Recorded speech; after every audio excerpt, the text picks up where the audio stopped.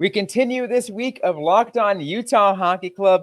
It's Tuesday, which means that we'll be getting back into some Hockey 101. We're going to talk some rules changes. There's some new rules coming in for the 2024-25 NHL season. We'll discuss that on today's episode of Locked On Utah Hockey Club.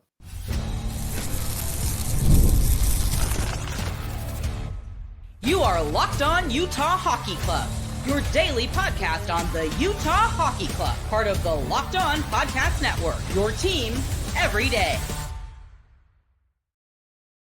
Welcome to the show, everybody. This is Locked On Utah Hockey Club, your number one daily podcast on the Utah Hockey Club. I am your host, Robyn Leano, alongside Tom Callahan. We want to thank everyone for making this show your first listen every single day. We are free and available everywhere you get your shows, including on YouTube, SiriusXM, ad-free on Amazon Music, literally anywhere else as part of the Locked On Podcast Network, your team every day. We got a great show on today's episode. We're going to talk some NHL rules changes, Tom, but first we're going to get some breaking news. Literally started coming in about a couple minutes before we hit the record button on this. Barret Hayton has officially signed his 2-year extension with the Utah Hockey Club.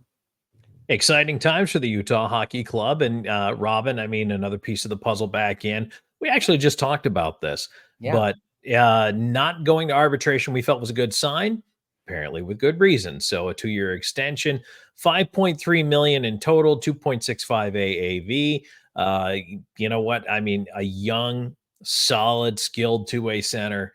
Gotta like having that guy back in there. And you know what? I think that's a great young piece of the puzzle. And again, just fits that Armstrong mold. He's got 209 games in the NHL, and he's still really young. 24. You got to love that. And he's a guy they're building around.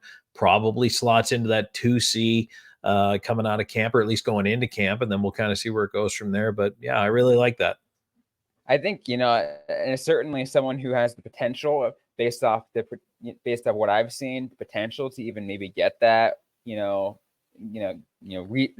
that 1C for maybe brief moments, or maybe even depending on how well he continues to grow, because he's only been getting better.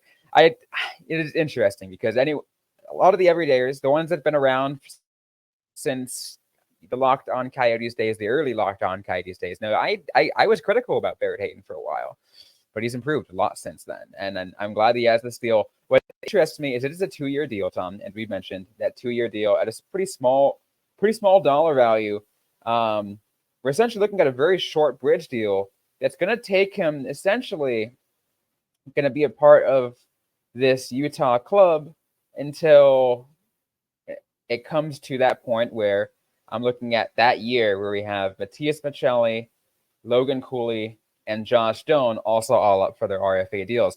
And I think that might be kind of like, if you think in my head, that's actually really smart, because then you can actually rework how to get them all three, all 4 of them together and make sure they come back at you bring all 4 of them back. Yeah, and right now everything is staggered kind of nicely. As I look at this, Keller's not till 28-29. Schmaltz is 26-27. Krause is 27-28. So those 3 big names aren't anytime soon. But even then, it's still staggered over the next 3 seasons. So this year, the only UFAs that were there were Voracek and Little. So next year, 25-26, you have Kerfoot UFA, Bukestad UFA, McBain RFA, Gunther RFA, and Carconi UFA. So that's 5 up front. But then into 26-27, you have Schmaltz, as I mentioned, Maccelli, Hayton, Cooley, Doan, all RFAs, and Stenlin as a UFA at that point. So it is staggered. They don't all come due the same time. And then the ones that are 27-28 are Krause, and then also moving out, you got in UFA years. Then if you extend Hayton, he could become a UFA that year. McBain and O'Brien could also become UFAs that year if it extended out that far. So I think they're in good shape, especially for the next couple of years as they build. Here's the other thing that's important to know. Again, when you sign guys and you're building with these guys, sometimes the blueprint will change a little bit. And you may trade or move one of these guys who are in there to bring in another piece or to try something a little different. So the core stays together, but you'd probably do a little bit of tweaking. And when you have guys who don't have a ton of term, they're younger guys, they're not expensive guys, that makes them a lot more valuable to other teams who might be in cap jail, who might have problems with term and be wrapped up long term with guys like Colorado, like Toronto. So it gives you a lot of flexibility. I really think this is just an absolutely smart play here. I don't mind the bridge deal.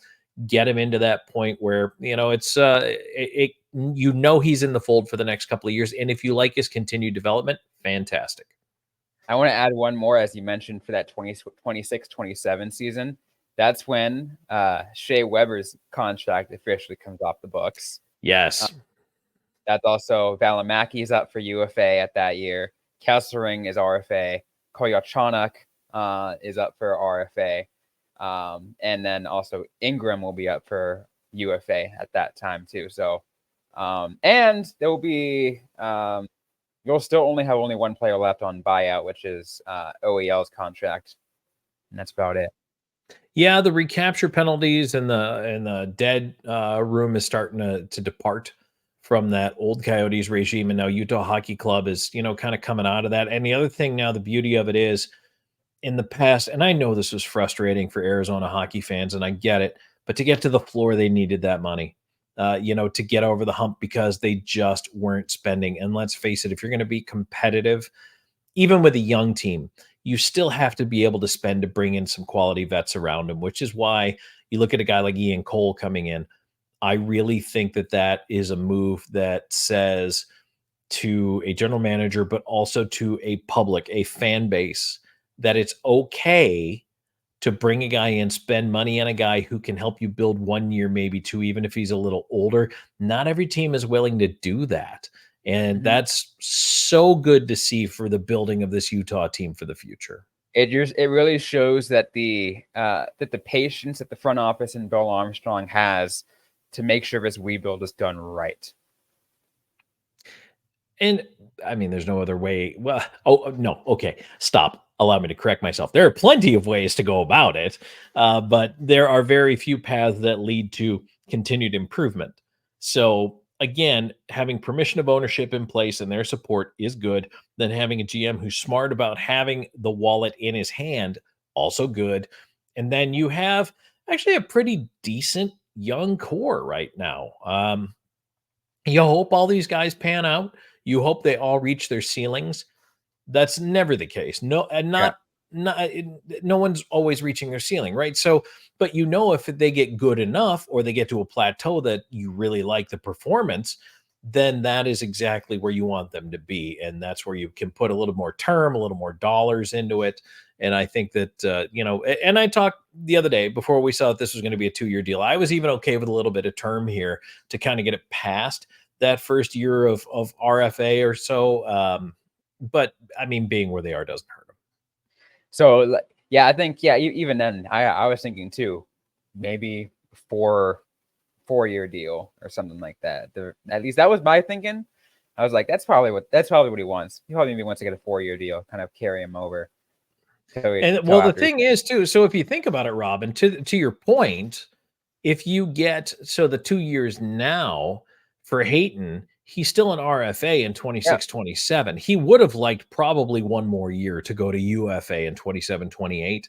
But that gives the Coyotes still that one more year of team control, Utah Hockey Club, that one more year of team control. And then the ability also to extend the player for that extra season if they so choose, which only the team that has your rights has that ability to do. You can sign the 8 years opposed to the 7. Yeah, but that's looking way down the road. That's looking down the road. I mean, and again, so far we haven't seen who knows when the first 8-year contract Bill Armstrong will hand out. And he may not hand one out. It's like David Poyle back in the day just didn't want to hand out no trade clauses. He was one of the last GMs to actually really buy into that. He just didn't care for them, didn't want to give them to people. Yeah, absolutely. And any other thoughts on Hayton before we move on to our Low Hockey 101? I think that solidifies your top 6, barring any kind of surprises out of the draft picks for the last couple of years. And again, I'm going to keep an eye on those guys in camp, but let's just say everybody you pick this year doesn't make the team. They all need more seasoning. I still feel good about where the top 6 is. So I appreciate that signing. And it really, I think, might have been the last needed signing. After this, it is really just kind of filling in around the group that they have. It's really, at this point, it's like completing the Roadrunners at this point. Yeah, yes. And making sure you have the proper depth for call-ups, for injuries, to fill in those moments when you're going to need somebody up there, and to teach the players who are in Tucson, who are prospects, how to win, and to make sure that, that team is competitive. Coachella Valley has set a really high bar. That is a very good hockey team. So, which hopefully Kraken fans are excited about that. That team eventually, you think, is going to become the full-time Kraken in another couple of years. So that's an encouraging thing for them. And to me, that's where the bar is. You have to be that good in the AHL West. It is also a good point too, because I also got to think that they at least, on Utah's standpoint too, I think they still need technically their 7th D-man, because like if they, they want just to, because you want that extra player, same as your 7th D-man, and like because you always have like 1 or 2 extra forwards, 1 or 2 extra D-men that you scratch on any given night, just because you just need that extra play in the case of injury, as you mentioned. Yeah, or somebody gets sick. Something happens. I mean, somebody stubs their toe on the hotel furniture. It happens, and so you dress 20. You can carry up to 23. Not everybody does. Most teams will carry 22, but you can, and that's really what I think. You're looking right now for players 21 through 23. Which makes sense. Which I think at that point, if Utah were to go down that route, maybe it's 2 extra forwards, 1 extra D. It's usually. Yeah, and it really depends if you have a coach that likes to regularly dress 7D, which is not a very common strategy. But if you the 11-7 of the Coyotes last year. Right. If you go 11-7, then you might want to carry an 8th defenseman as a spare. Fair. That is fair. I the moment you mentioned, I was like, oh, that's right. Andre Tourigny did that before. He's and again, it's not necessarily common, and maybe last year that was more out of necessity than anything else. Probably. But it does happen, and if that's when you kind of adjust D for forward in that equation. You're right. Absolutely. Well, we still got more to get to on this episode of Locked On Utah Hockey Club. We're going to get back to some Hockey 101. We're going to talk some NHL rules changes that we're seeing over this offseason going implemented into the next season, and we'll do that right after this. And today's episode is brought to you by FanDuel. I love sports. I love them so much, I never want them to stop. But as the playoffs wind down, we get fewer games, and the sports aren't sportsing like I want them to. But FanDuel lets me keep the sports going whenever I want. All I have to do is open the app and dream up bets at any time I'm in the mood. And this summer, FanDuel is hooking up all customers with a boost or bonus daily. That's right. There's something for everybody every summer, every day, all summer long. So head over to FanDuel.com and start making the most out of your summer. FanDuel, official betting partner of Major League Baseball.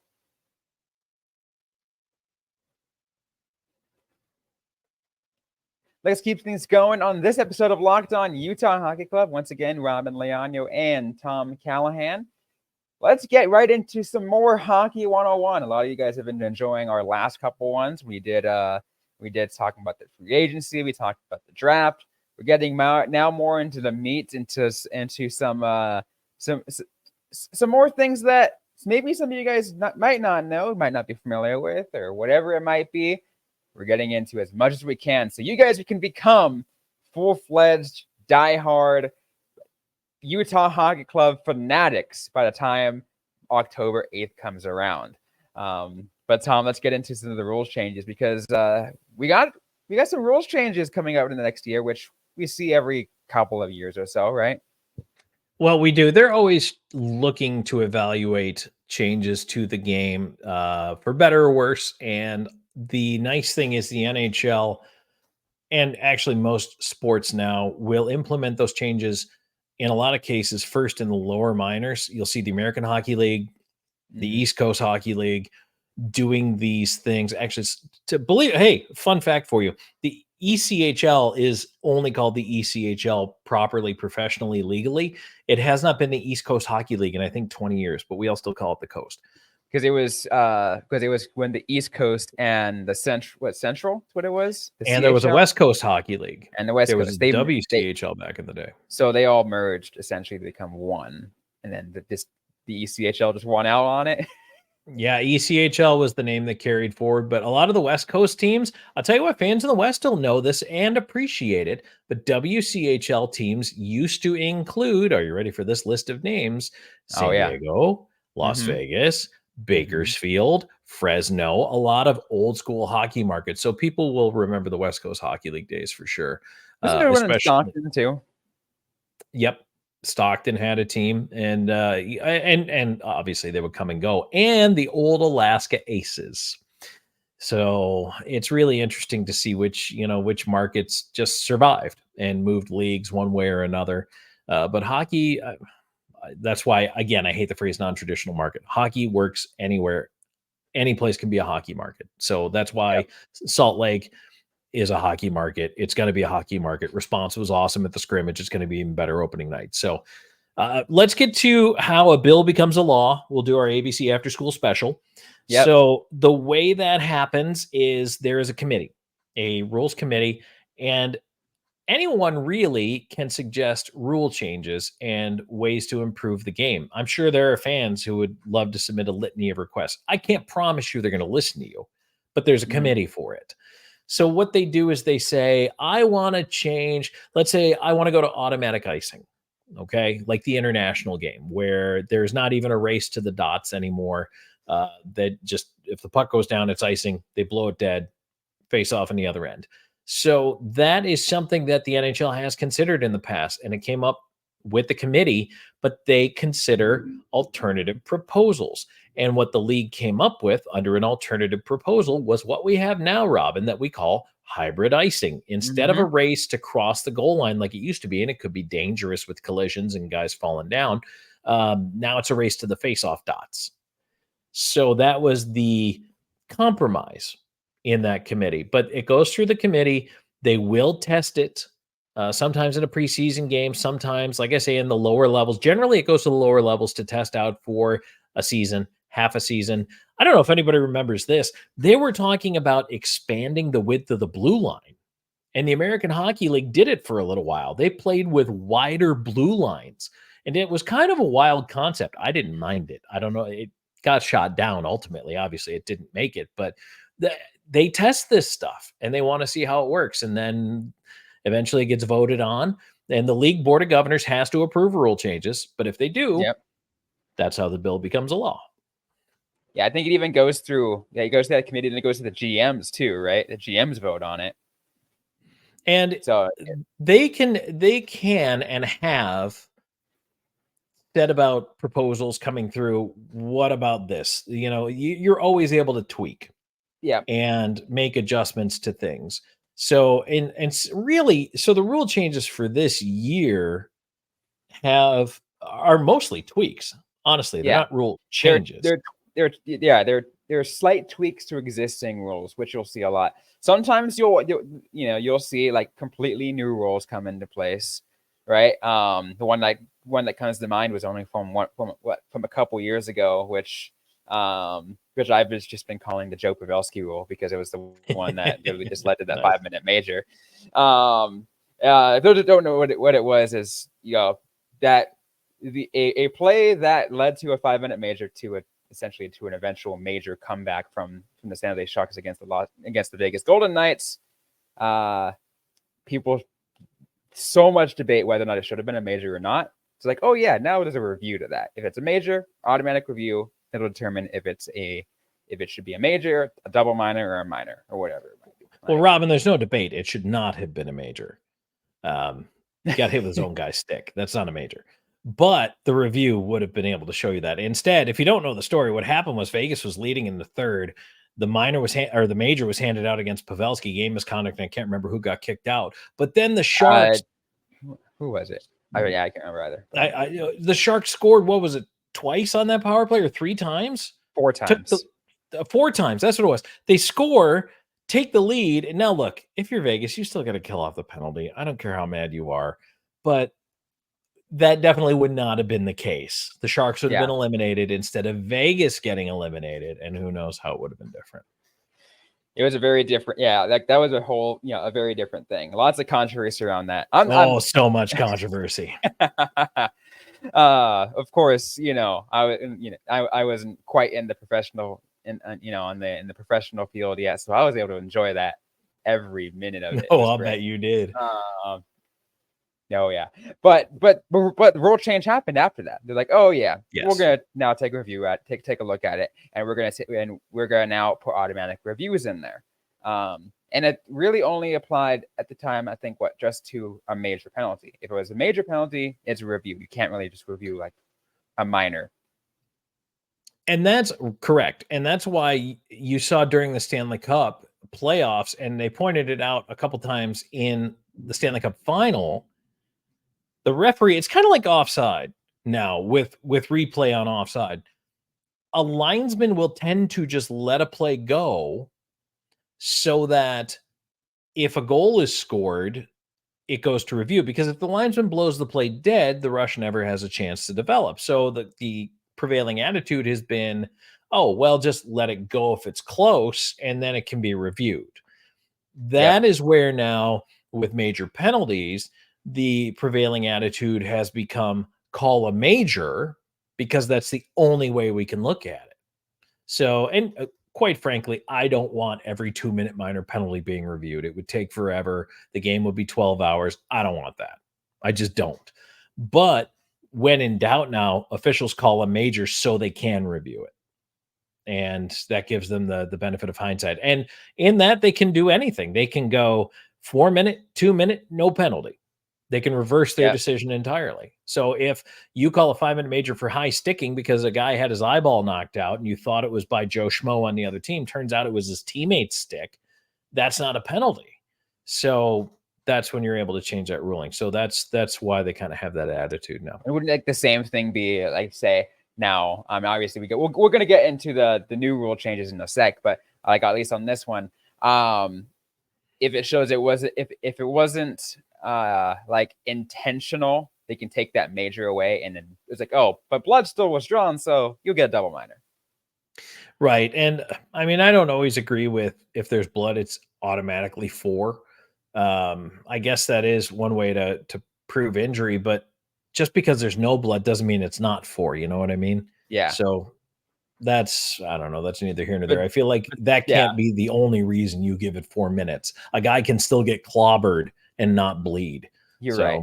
Yeah. There is a lot of arbitrary thought of what determines between a minor and a double minor. It is very interesting.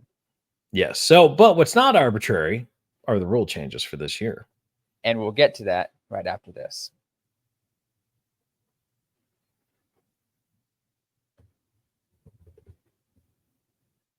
All right, so let's get into those rule changes right here on Locked On Utah Hockey Club. We have looks like 4 different changes to the rule book, Tom, and as you mentioned, tweaks to existing rules out there. When you go ahead and list out what they are? Sure. So the first one is Rule 38.2, situations subject to the coach's challenge. So a coach's challenge is now permitted to take down a penalty for puck out of play, delay of game. Now, this only applies to penalties where the puck is determined to have deflected off a player, stick, glass, or boards, but it is not applicable to judgment calls on how the puck left the defensive zone, meaning if it was batted out of the air or if the puck was shot out from the defensive zone. That's not up for debate. But what you can is maybe this did tick off the shaft of a guy's stick on a clearing attempt, and maybe we see that now. because if it goes off an offensive player, well, that's not a delay of game. Maybe it did barely catch the top of the glass. And if they can see that, that's not delay of game. So that's what they're going to be able to review in that one. Yeah. So it is really interesting. Yes. So like you said, it does not apply to those, like especially if it's pretty like, those obvious, like it was shot out. Right. Like I don't know why that you would even go through that anyways, go through a challenge on that anyways. But what is interesting though about this one, Tom, that what I'm reading about this, like in the event of a failed challenge for this, in addition to the 2-minute minor that's already assessed previously, an additional 2 minutes will also be assessed for delay of game for that challenge. Right. So it becomes a full 2-minute 5-on-3. Yep. And that is, you better be sure if and it could come down to a crucial moment in a game where someone's trying to stay 5-on-5 and instead they go down 5-on-3. So that is you better be like 174% sure when you're challenging that. Video coaches, the noose just got tighter around your necks for watching and reviewing plays. But no, in all seriousness, that is a really punitive measure, but it's in line with what every other missed challenge is, right? If you miss a challenge for an offside on a goal, you're down a man, and you just gave up the goal. In this case, you're trying to get a penalty removed. But if you miss, the penalty stays because it was rightly awarded, and get another now one. You have to serve another one. Yep. So it makes sense. So you're right. You have to be pretty darn sure for that one to happen. So, and again, it makes sense completely based off of what we've already seen in the past. So I don't think it's something that we'll probably see too often in a case like this, but maybe I'm wrong. Well, no, and I think you're really going to have to, if it's that blatant, you would think it would be caught the first time. Yeah. Oh, so yeah. I don't know that we'll see this one successfully challenged too much, but at least it's there. It is there in the cases where teams feel that, that shouldn't have been a penalty. All right. Then why don't you tell us about the change to Rule 63.8? Yes, line change following the dislodged net. Now, it used to be that if a defensive team in the defensive zone, if a player, or defined as a skater in the NHL Rulebook, but if a player ran into the net, knocked it off, his team couldn't change. Now, and this is big, if the goalie knocks it off too, because before, if the goalie knocked it off, you could change. You can't do that anymore. That's a big one. Mm-hmm. That is a big one because some goaltenders, not that I'm speaking as an old goaltender, but some goaltenders might have been better than others at, oops, did I knock that post off? Whoopsie, my bad. Whoops, now we can take some pressure off. Yeah, and we can get some fresh legs out here, but you can't do that anymore. Yeah, which makes sense, because that could lead to some ambiguity. Maybe you can even take away an illegit scoring chance or whatever it might be. So it's like, well, you're a defensive team. You did that to yourself. So face off, face off in the zone. And by the way, you got to keep you guys on. Right. And you're still not getting a penalty for knocking it off as a goaltender or anything like that. I mean, delay a game is a judgment call, as we just talked about. But if they rule the goaltender or the player did it on purpose, they can get a delay a game call for that. Oh, yeah. But you still get the whistle. Now, the difference is you can't change. Absolutely. So and if those that are familiar, it's very similar to if you are the offending team to an icing, can't change. Got to keep your skaters on. You tried to get fresh legs, but no, not that way. Yeah, that's it.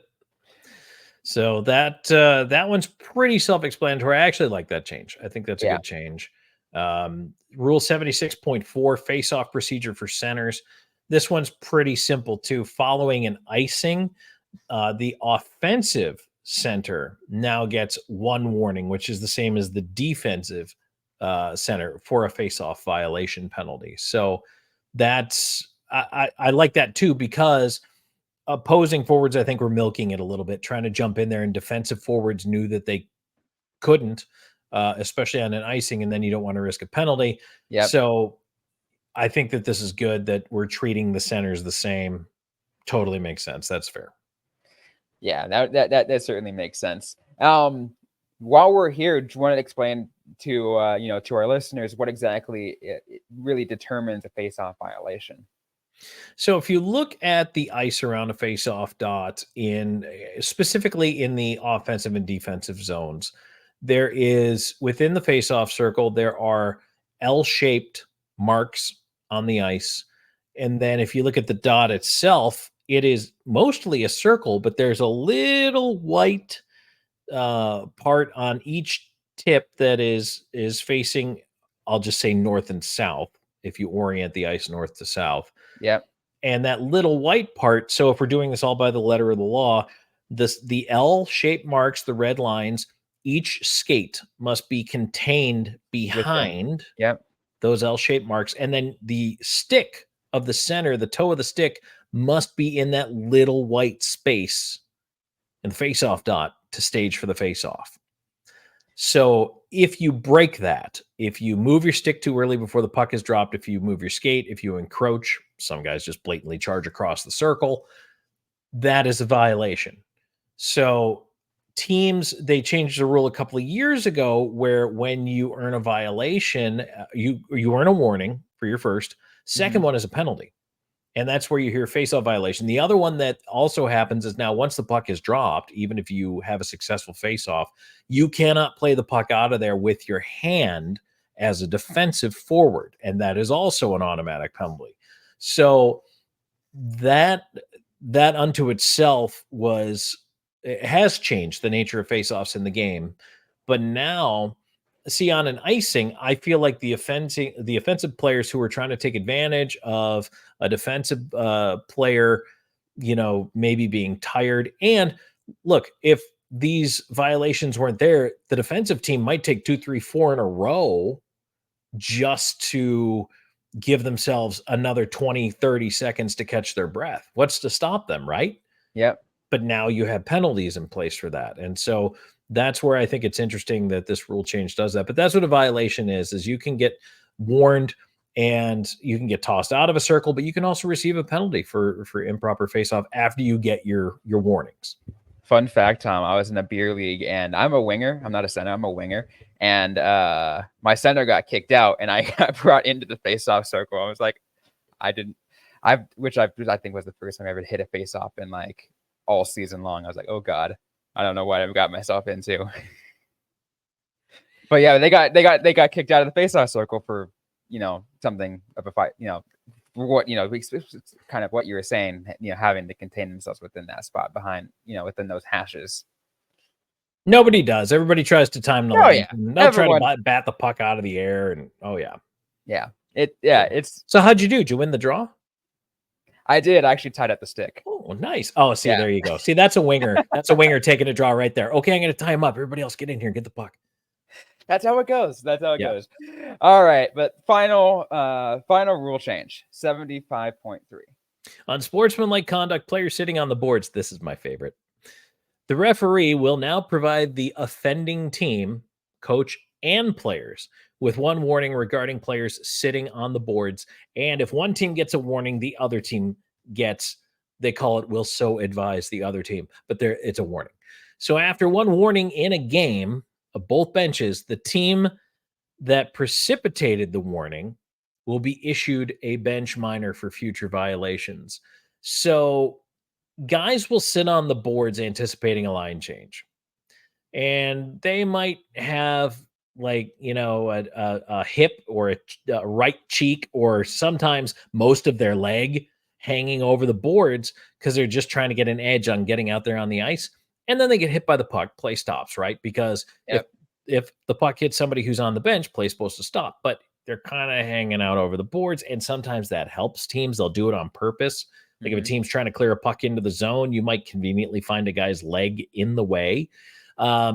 So this is meant to stop all of that and to keep guys from sitting on the boards. If you are anticipating a line change, you cannot sit on the boards and wheel yourself out. You've got to wait until your guy is within his little 6-foot radius, and then you've got to hop out or go out on the line change. And you certainly can't sit there just in the course of play.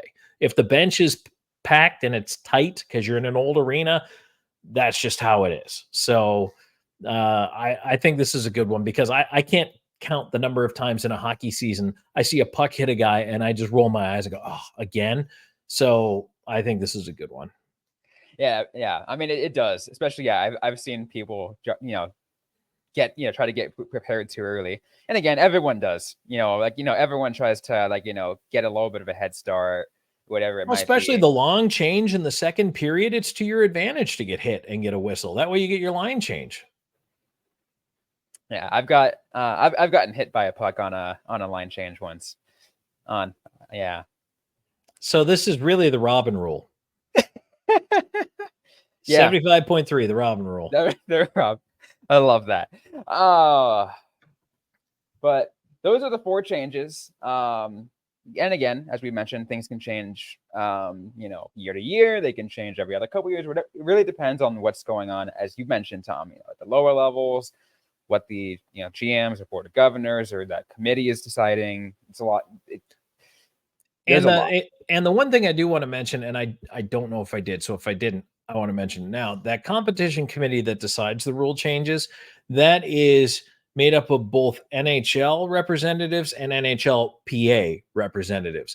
What that means, people on the management side of hockey and people on the player side of hockey. So players have direct input into this through their representatives.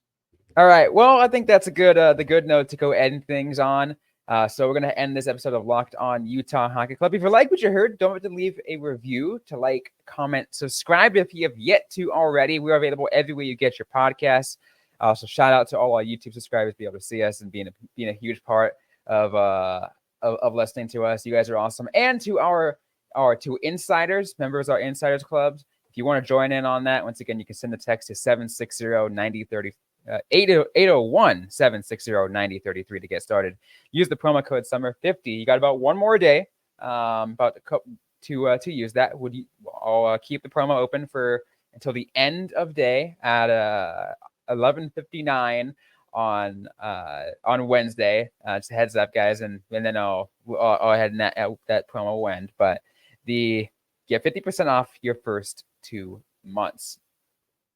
But once again, you can interact with us also on social media. It's LO_NHL Utah on Twitter, on Instagram, on Threads. I am at Robyn_Leano. Tom Callahan at Callahan on air. Thanks again, everyone, for listening to this episode, and we'll see you guys next time.